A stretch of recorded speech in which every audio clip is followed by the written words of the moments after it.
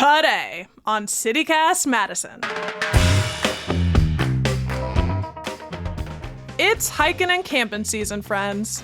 And have you ever wondered what it takes to make it out in the elements? To rough it with minimal gear?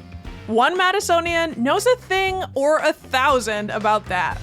John Yost has 30 years of wilderness experience. He once lived off the grid for over a decade and is a regular finalist for TV survival shows like Alone. He also teaches what he knows to people of all ages. And John has tips on how you can make it in the wild. You ready? It's Tuesday, August 8th. I'm Bianca Martin, and here's what Madison's talking about.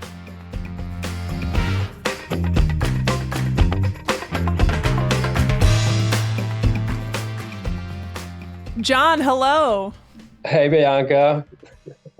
So your expertise in survival skills comes from decades of being out in the wilderness, sometimes with just a knife and a cooking pan.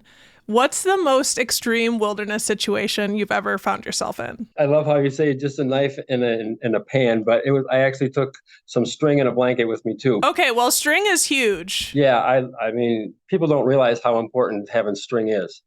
You have to tie things together all the time. It's good for making traps, all sorts of things. Fish line if you need to take it apart like paracord. So yeah, tons of uses for string. You got to have it. To answer your question, the most extreme place that I've been is probably not really all that extreme, to be honest with you. I have been out in the winter here a few times. I built a debris hut, which is basically just an A-frame. And in that case, this was up in Menominee, and I stayed in there when it was about minus 20 degrees for 3 days. And you can do these shelters where you stuff them full of grass and moss and pile on the outside with more grass and leaves and things. And you basically make a big cocoon you can burrow into and stay warm in almost any conditions. So the little kid in me is very, very excited because that's one of the main things I would do growing up was try to build an igloo, try to build, different structures. So that is so cool that you love to do this. I think all kids love this.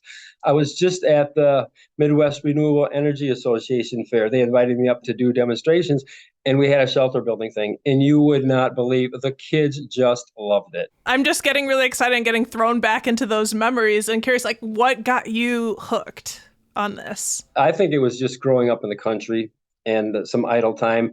And when my mom was really interested in this kind of stuff too. And so she had a microscope and a little dissecting scope, and we would go to Verona and we'd go swimming. And she would take the microscope and the dissecting scope, and we'd look at the algae and all the bugs in there and stuff like that. It was so interesting. And when we lived in the country, there was a stream there was a forest about a quarter mile away. So I used to walk up there and just spend all my time with a little strainer or a fishing net or a fishing pole or a knife and go up in the woods and just practice this stuff since I can't even remember, middle school probably. Totally. Yeah. It's just magic, right? It is really cool to be in nature, and there's so many interesting things about it. And when you see what's going on there and you really can understand everything, it's just it's this incredible movie going on right in front of you that you just would never understand. Well, we want to, glean something from your decades of experience of cueing into these little things because it's magic, and there are some basic survival tips, like making a fire without matches. Is it really rubbing two sticks together? What's the trick? All right. Well, here in the Midwest, it's a little bit difficult to find wood that we can literally rub together. It's really hard. I've tried it with basswood and with cottonwood roots, which are the two best materials that we have here. When you spin the two sticks together, you can do it with your hands with just a straight stick like a dowel, and that you spin into a board. And there's a small notch in the board where all the powder that you create, all that burning powder concentrates in that notch. And then that gets to 650 degrees and it turns into this glowing red ember, which you then transfer to a bundle of grass or shredded bark or something very fine, and then blow that into flames. Oh my You gosh. can literally, everybody seems to have it on their bucket list to make a fire with sticks. I have some people try this for 2-3 years and they haven't been able to get the dang fire, and they come and they do it in 20 minutes. And they're like, oh my gosh, I was doing so many things wrong. And I think that's a really good thing when people can do things they didn't think they could do. That's a great a lesson for life, not just to make a fire. And it's magic. You blow it into flames, from two sticks. It's just so cool. What is it about the cottonwood, the sticks that work that you mentioned? Is it that they're drier? Well, in this case, they're just not very dense. The softer wood, the better. There's the best wood that I found in the world, and I've done this in, I don't know, 15 or 20 countries. And it's a kind of a yucca plant. And it's super, super soft, not very dense. And it's almost like balsa wood. And the closest thing that we have to that here is cottonwood roots and basswood. You've been off the grid in 15 different countries? Yeah, not always off the grid. Sometimes by accident, yeah. Just because the places I want to go happen to be off grid. But yeah, I've been all over the world doing this stuff. It's pretty cool. Yeah, so if I find myself in an emergency situation somewhere, anywhere, and have to hunker down in the middle of a place I don't know, like what first things come to mind in terms of thinking about building a shelter? Like what tips might you have? Well, you kind of have to use whatever you've got right there. If you have water around, that's the most important thing. Because if you're building a shelter, you're going to expend a lot of energy. So you want to make sure that you're staying hydrated. So make sure you're near water, or you can get water. And then you just have to take a look at what you want. No matter where you are, though, I will say that digging is a really, really good thing to do, especially if you're just doing like a survival type thing, really quick and dirty. The ground is fairly cold, and you can dig a hole and you can cover it over with something. Or barring that, you can do the A-frame shelter that we just chatted about earlier. So like if you're in a hot place, it's a good idea to dig a hole to cool off the area where your shelter will be? Yeah, if you can dig a hole. Oh, neat. Yeah, but you have to cover it over, right? Sure. Otherwise it's going to cave in on you and you're not going to get sun up there. But anytime you can dig a hole is great. And you can find natural holes or sort of natural holes where trees have fallen over, like where huge pines have fallen over. It's oftentimes near a river, which is nice because you want to be near that water anyway. And then you can build a shelter underneath that fallen log or that fallen tree where the roots were. Okay. And it stays a little bit cooler there. It's usually in the shade. It's pretty nice, actually. It's a ready-made shelter. I'm just thinking about like how often have you found yourself in a situation where you didn't plan on needing to have a shelter and you had to make one? Or maybe that's you go out there and just plan on doing that anyway. Yeah, I just kind of plan on it. Yep. Yeah. And honestly, a lot of times, if you're like where we are in the Midwest, you don't really have to have something over the top of your head. I mean, we like that because we're used to sleeping that way. But unless there's mosquitoes or bugs, you can just make a mat of grass and sleep on the grass. As long as it doesn't rain and as long as the sun's not beating down on you hard, you're probably going to be okay with a nice little spot to sleep in overnight.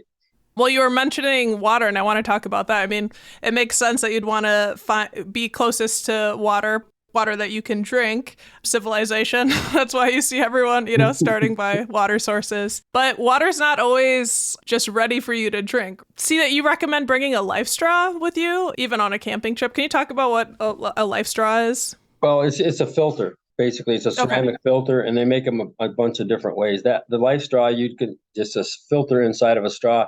You have one end in your mouth and you put the other end in the water source and you just suck it. And it filters the water as it comes in, which is really, really nice. But there's a bunch of other things that do the same thing. There's a sweet water, which I really like. It's a pump. And then Sawyer Straw makes another one, and they're actually pouches, but it's hard to fill the pouch. So I would recommend a life straw or some kind of a pump. Yeah, I've used one of the pumps before. They're like tablets. Yeah, there's like usually iodine tablets. Yeah, you got to let that sit for a little bit. Those are good too. They will kill all of the protozoa, amoeba, invertebrates, any kind of bacteria or parasites that'll get rid of, which is what you want. For those of you who are listening and don't believe and just say, oh, I'll just drink from the stream. Well, there's a lot of other other creatures that live in the stream. There's probably like animal dropping. There's any sort of the number of hazards in the water, right? Yeah, absolutely. And especially if it's a river where things are flowing into it. If you find a spring-fed lake, it's not so bad because the water is going to be from an aquifer. But yeah, if you've got a lake that gets filled up by runoff, or if you have a river, it's collecting everything that's been dumped on the side of that river the whole way it's been flowing. So yeah, there's a lot in there.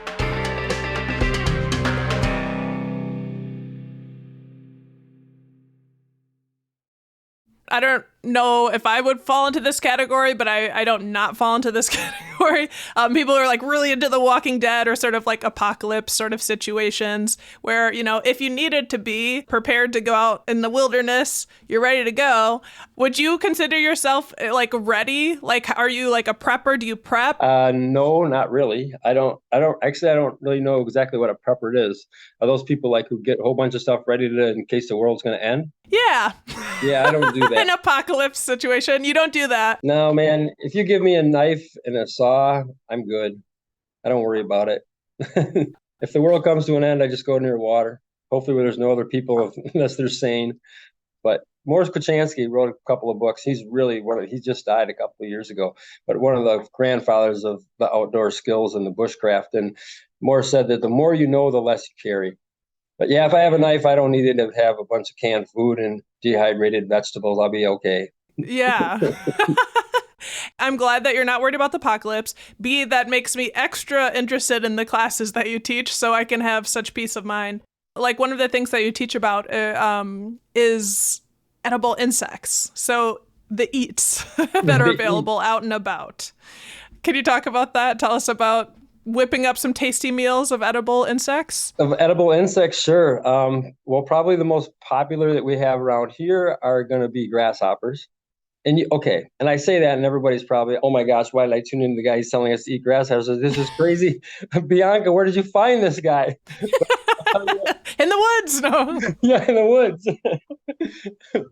I had a grandmother who came with her two granddaughters last summer, and the grasshoppers were just starting to come out, and we gathered a bunch of raspberries and we made raspberry jelly. And we ate a bunch of edible plants. The milkweed was good at that time. There were some nettles that we had as well. And they were catching grasshoppers. And I said, do you want to eat theirs? Like, oh, no, we're not going to eat those. Oh, that's gross. I said, well, let's just try one. So we pulled off their heads because they have a sack of it's the juice that they spit out at you. We call it tobacco juice because it's brown. But you pull the head off and that sack comes off and you just cook the abdomen, the back part of it. You put them in a pan, you just roast them with a little bit of oil if you want, but you don't even have to have the oil. And they're going to turn red like lobsters. And at first they look at them like, we're not going to eat them. We're not going to eat them. And then they're like, of course, you're kids. You're curious. You're going to try it. So they eventually pick one up and like, oh my God, this is good. So we spent the next 2 hours finding and eating grasshoppers. They absolutely loved it and thought it was the coolest thing ever. Yeah. Their grandma was. Did they say it tastes like chicken?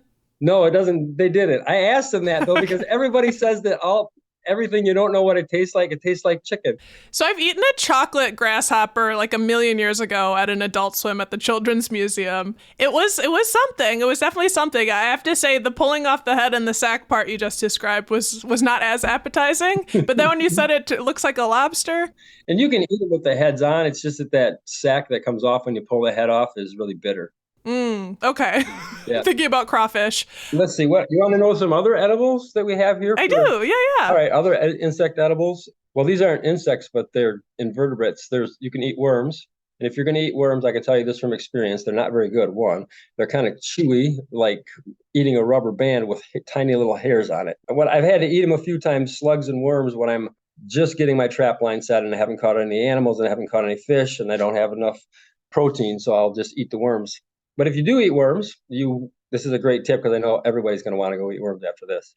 Let them sit for a day or two because then they poop out all of the soil that's in them. Otherwise, if you cook them right away, you eat all the dirt that's inside them and it's just really crunchy and it's even a worse texture than the rubber worm. I heard that here first. I have to admit, I haven't heard that one before. No, I don't think I've ever seen that one written anyway. I learned that one from experience too.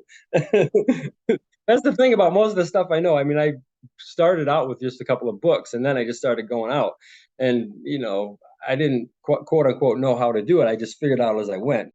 I'm glad you got at least one tip you haven't heard before. That's great.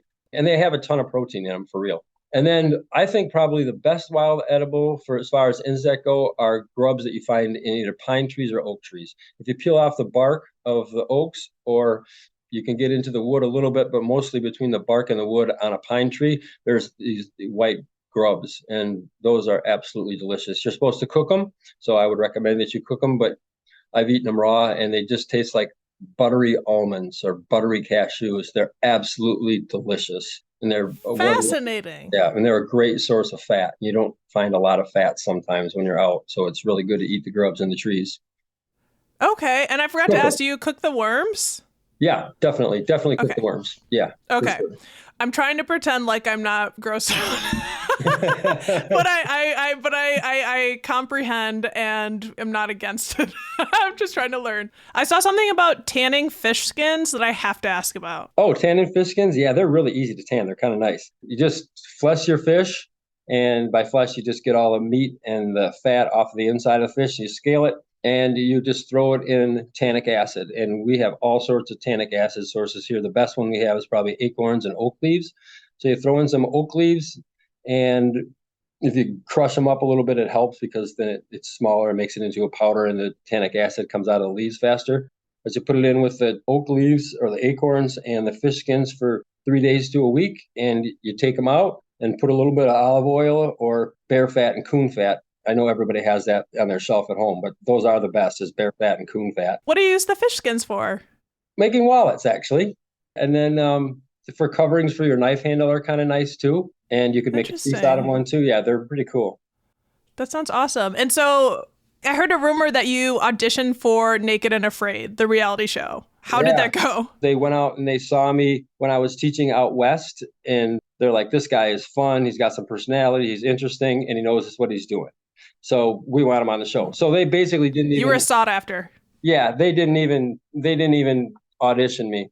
They said, do you want to be on the show? I mean, that was it. Like, we're the casting for the show. We could put you on there next week if you want to be on there. But Survivor was more involved? Yeah, it was a lot more involved. Yeah, that was a fun interview. That was an interesting process. What was the most interesting thing they had you do? Probably the most interesting thing that I did in that interview was I started a fire in the hotel room with the producer, Mark Burnett, in the room. And I just said, here, guys, I'll show you how to do this. And I started a fire on the coffee table right in front of them. Oh, there's 3 of them. And Mark Burnett is just like jumping out of his chair. He's like, get that thing out. And I was like, all right, fine. I put it out with my hands, and he's like, this guy's nuts, You're like, well, I could do it. I got it under control. I think that's what messed me up, though, in not getting it, because I made it down to like the top 19. There were 10,000 to start with, and then they cut it down to 500. Then they cut it down to 48. They went to LA. And this was an LA interview. There was like 19 of us left when this one-on-one interview went on. And I went home at the same time as all the other 19 people that got on the show. There were 16 of the 19 and didn't make it. But I think it's because I started the fire, because one of their rewards was matches. And another reward they gave him was a harpoon. Well, if you give me 2 sticks, I can make you a fire and a harpoon. They're like, this guy may be too good, so we don't want him on the show. You snuffed out the competition. You were too good. Yeah, maybe. Well, John, this has been an incredibly fun conversation, and we've already gleaned some of your many skills just from this convo. Thank you for joining us on CityCast Madison, and we'll share a link to information about your courses if people want to get survivalist skills. All right. Thank you guys very much. That's John Yost, a Madison-based survivalist skills teacher. We'll toss a link to his website in our show notes if you'd like to try your hand at some adventure.